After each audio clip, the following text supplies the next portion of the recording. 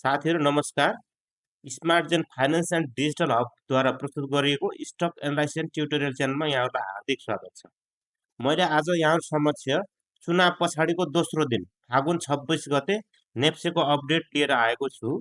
आज नेप्से पिरियोपन सेक्सनमा हिजोको वृद्धिलाई निरन्तरता दिने प्रयास गरेको थियो। लगत्तै 11:10 बजेसम्म घट्ने क्रम रह्यो। त्यसपछि फेरि 11 मिनेटसम्म भनेको 11:21 बढ्ने प्रयास गरेको थियो। त्यस पछाडि 12:36 पछाडि लगभग 12:30 बजेबाट लगभग साइडवेजमै रह्यो। त्यस पछाडि 11:20 पेरिफेरीमा बढ्ने प्रयास गरे पनि त्यसपछि घटेर आज बजार चाहिँ साइडवेज रह्यो। हिजो जुन खालको एग्रेसिभ वृद्धि भएको थियो त्यो वृद्धि आजलाई निरन्तरता दिन सकेन। आज हिजोको वृद्धिलाई हिजो 3 पटक सर्किट ब्रेकर हानेको थियो।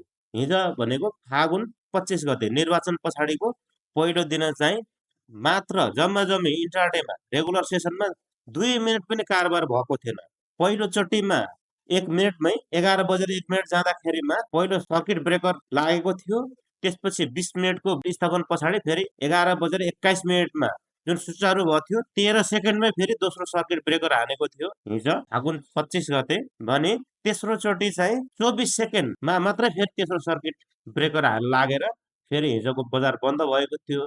त्यो खालको वृद्धि अनुसार जुन आज पनि निरन्तरता पाउनु पर्ने त्यो बजार पाएन। यो स्वाभाविक हो। आजको नेप्सेको कारोबार एकदम स्वाभाविक रह्यो। यो हुन सक्छ हिजो जुन वृद्धि भयो हिजो प्रत्येक सेक्टरहरू प्रत्येक स्टक्सहरू वृद्धिमा थिए र त्यसको तुलनामा आज धेरै स्टक्सहरू घटेका पनि छन्। केही कमाउने पनि छन्, त्यही पनि गुमाउने पनि छन्। आज नेप्से चाहिँ 32.08 अङ्कले घटेर 2843.35 अङ्कमा नेप्से आज बन्द भएको छ।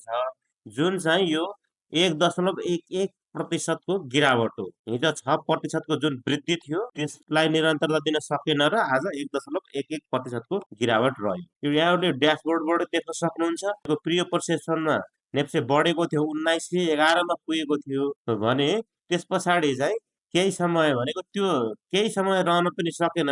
त्यसपछि 11:08 समयमा फेरि निरन्तर ओह्रालो लाग्यो, चट्टै घटेको थियो। थोरै बढ्ने प्रयास गरे पनि सकेन। त्यो बढाइ चाहिँ लाई निरन्तरता दिन सकेन। फेरि चाहिँ तल झरेर त्यसपछि दिनभरि साइडवेज रह्यो। आज अन्तिममा 32.08 अङ्कले घटेर नेप्से बन्द भयो। अब सेक्टर वाइज हेरौँ, अधिकांश सेक्टर आज रातामै छन्। ब्याङ्किङ सेक्टर 1.27% गिरावट रह्यो। त्यसै गरी डेभलपमेन्ट ब्याङ्क सेक्टर चाहिँ 1.16% गिरावट रह्यो। फाइनान्स सेक्टरमा हेर्दाखेरि पनि 2.06% गिरावट रह्यो। होटल एन्ड टुरिज्म सेक्टरमा हेर्दा 1.85 गिरावट रह्यो। हाइड्रो पावर सेक्टरमा 1.45 गिरावट रह्यो। त्यसै गरी आज इन्भेस्टमेन्ट सेक्टरमा 1.48 गिरावट रह्यो भने एउटा लाइफ इन्सुरेन्स सेक्टरमा भने केही हरियाली देखियो। सानो झिनो अङ्कको 0.51% वृद्धि रह्यो लाइफ इन्सुरेन्स सेक्टरमा। म्यानुफ्याक्चरिङ एन्ड प्रोसेसिङ सेक्टर हेर्दाखेरि पनि यसमा पनि 1.8% गिरावट रह्यो। माइक्रो फाइनेन्स इन्डेक्समा पनि 0.17% गिरावट। म्युचुअल फन्डमा हरियाली देखियो। नन लाइफ इन्सुरेन्स सेक्टरमा 0.47% वृद्धि। अदर इन्डेक्समा गिरावट, ट्रेडिङ इन्डेक्समा गिरावट। यसरी आज सबैलाई कम्पेरेटिभली हेर्दाखेरिमा ट्रेडिङ इन्डेक्समा 2.12% गिरावट, यो सबभन्दा उच्च गिरावट रह्यो ट्रेडिङ इन्डेक्स। साथीहरू यो हाम्रो सेक्टर वाइज रिभ्यू भयो आजको नेप्सेको। र आज हामीले सरसर्ती हेर्दाखेरिमा 32 अङ्कको गिरावटमा पनि 78वटा कम्पनीले कमाएका छन् भने 178 कम्पनीले गुमाएका छन्। 5वटा कम्पनीमा आज कुनै पनि परिवर्तन देखिएको छैन। साथीहरू त्यसै गरी टप गेन गर्ने कम्पनीमा आरएसएमएल जुन नयाँ आइपिओ भएर कारोबारमा आएका कम्पनी हो, सर्किट लागेको छ। एसएबिपिएल सालबा विकास ब्याङ्क सर्किट लागेको छ। टिएसएचएल यो पनि 9.08% वृद्धि रह्यो। केपिसिएल, एलआइसिएन यी चाहिँ टप गेन गर्ने कम्पनीमा रहे भने टप लुज गर्ने कम्पनीमा हिमस्टार, एमडिबी, एमकेजेसी, एनआइपिएफ यो चाहिँ म्युचुअल फन्ड हो, एनआइसिबिएफ। त्यसै गरी एमफिल भनेको मञ्जुश्री फाइनान्स यिनीहरू चाहिँ टप लुज गर्ने कम्पनीमा रहे। टप टर्नओभरमा हेर्दा एनजिपिएल, एकेजिएसएल, एपिआई, रिटी, शिवम रह्यो भने टप भोल्युम आउने कम्पनीमा एनजिपिएल, अप्पर, केबिएल, एपिआई र एकेजिसिएल रहे। त्यस्तै टप ट्रान्जेक्सन आउने कम्पनीमा अप्पर, एपिआई, एसएचएल, एचबिएल, केबिएल यी चाहिँ टप ट्रान्जेक्सनमा पर्न सफल भए आज। त्यस्तै टोटल टर्नओभर एकदम टर्नओभर राम्रो भएको छ साथीहरू।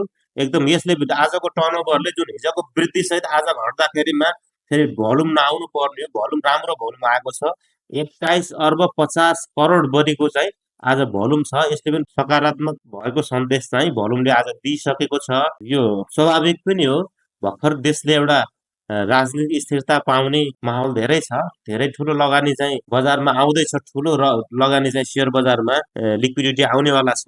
यो देशले चाहिँ एउटा राजनीतिक स्थिरता पाए लगत्तै यो भोल्युमले पनि अब बजार चाहिँ माथि जाने भन्ने कुरा स्पष्ट पारेको छ। आजको यो भोल्युम चाहिँ बायरहरूकै भोल्युम हो साथीहरू। जुन हिजोको दिनमा भनेको निर्वाचन पछाडिको पहिलो कारोबार दिनमा जुन जसले किन्न बेच्न पनि पाएका थिएनन् भने सबै अधिकांश सेक्टरहरू बढ्या थिए र नेप्सेमै ब्रेकर लाएपछि हिजो टोटल दिनभरिको कारोबारमा 2 मिनट पनि कारोबार गर्न पाएका थिएनन्। त्यस कारणले पनि आज चाहिँ यो भोल्युम अत्याधिक आएको छ। बायरहरूको घुइँचो लागेको छ, आज भिड लागेको छ। आज 329 वटा कम्पनीहरूको कारोबार भए। आज 2,05,611 पटकको कारोबारमा 5,27,11,353 वटा स्टक्सहरूको कारोबार भएर 21 अर्ब 50 करोड बढीको चाहिँ टर्नओभर आएको रहेछ साथीहरू। यो टर्नओभरले मार्केटलाई एकदम पोजिटिभ देखाएको छ। साथीहरू आजको बजारलाई नेप्सेमा तपाईँहरूले टेक्निकल एनालाइसिसका टुलहरूले के देखाउँछन् भनेर केही महत्त्वपूर्ण इन्डिकेटरहरू प्रयोग गरेर म टेक्निकल एनालाइसिसबाट हेर्न चाहन्छु साथीहरू। तपाईँहरूले हिजो चाहिँ जुन भोल्युम थियो अत्याधिक माराबुजो आएको थियो, आज रातो क्यान्डल बने पनि यो प्राइस एक्सनका आधारमा हेर्दा तल चाहिँ ठुलो बाती छ भनेको घटेर जाँदाखेरि बायरहरूको भिड आएको देखिन्छ। त्यस कारणले गर्दा तल लोवर स्याडो बनाउन सफल भएको हो र भोल्युम सहित ठुलो लोवर स्याडो बनाएर माथि रातो क्यान्डल बढे तापनि भोल्युम सहित लोवर स्याडो बनेको कारणले गर्दा बजारलाई एकदम पोजिटिभ सन्देश देखिएको छ टेक्निकल एनालाइसिस हेर्दाखेरिमा।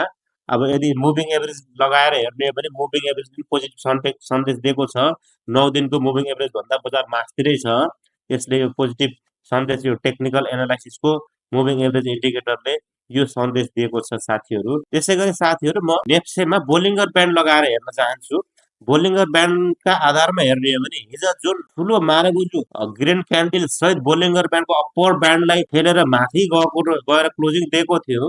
त्यसैको आधारमा आज पनि बोलिङ्गर ब्यान्डको अप्पर ब्यान्ड भन्दा मास्तिरै क्यान्डल चाहिँ सस्टेन भएर बसेको कारणले गर्दा पनि अझै पनि बोलिङ्गर ब्यान्ड गर्दै मुख ठुलो गर्दै मास्तिर गएको देखिन्छ, मास्तिर ठेलिराख्ने प्रयास गरेको देखिन्छ साथीहरू। यो कारणले पनि बोलिङ्गर ब्यान्डको आधारमा पोजिटिभ नै बजार देखिनेछ। त्यसै गरी साथीहरू म तपाईँहरूलाई आरएसआई लगाएर तपाईँहरूलाई देखाउन चाहन्छु। आरएसआईले पनि आज हिजोको कारोबारको दिन आरएसआईको आधारमा अत्याधिक वृद्धि सहित यो 70 लाई काटेर माथि ओभरबोटतिर गइसकेको थियो। आज भने आरएसआई थोरै 70 को नजिक आउने प्रयास गरेको देखिन्छ र अब यसले चाहिँ बााउन्स ब्याक त 70 वटा माथि बााउन्स ब्याक त गरिसकेका छैन। अब यसले 70 लाई सपोर्ट बनाएर भोलि फेरि माथितिर फर्कन्छ कि भन्ने हामीले आशा गर्न पनि सकिन्छ।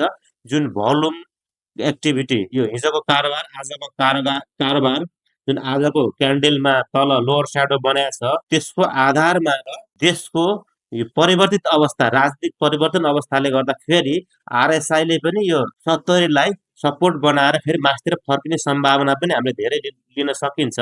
समग्रमा बजार अब पोजिटिभ नै भएर जाने हो भन्न चाहन्छु साथीहरू। म छोटो एनालाइसिस मात्रै गर्न चाहे म आज तपाईँहरूलाई। फेरि म भोलि पर्सि फेरि सेक्टरहरूका स्टक्सहरूका एनालाइसिस लिएर आउने नै छु साथीहरू। अब यो छोटो लेप्सेको एनालाइसिस सँगसँगै म आज तपाईँहरूसँग बिदा हुन चाहन्छु। फेरि म आउने दिनहरूमा सेक्टरहरूका एनालाइसिसहरू पनि लिएर आउनेछु। मैले भिडियो अपलोड गर्ने बित्तिकै यहाँहरूले हेर्नको लागि यदि सब्सक्राइब गर्न छुटाउनु भएको छ सब्सक्राइब गर्नु र लाइक गर्नुहोस् र तपाईँका स्टक्सहरू पनि अब म समय समयमा स्टक्सहरूलाई पनि एनालाइसिस गर्दै ल्याउने छु। त्यो स्टक्सहरू पनि कुन कुन छ तपाईँहरूसँग एनालाइसिस गर्नु तपाईँहरूले इच्छुक हुनुभएको स्टक्सहरूलाई कमेन्टमा लेख्नु होला। म तपाईँको स्टक्सहरू पनि एनालाइज गरेर लिएर आउनेछु। आज भने म यहाँ समक्ष बिदा हुन चाहन्छु। यहाँको समय शुभ रहोस्, पोर्टफोलियो हरियाली बन्दै जाओस्। बिदा हुन्छु। By by, have a good day.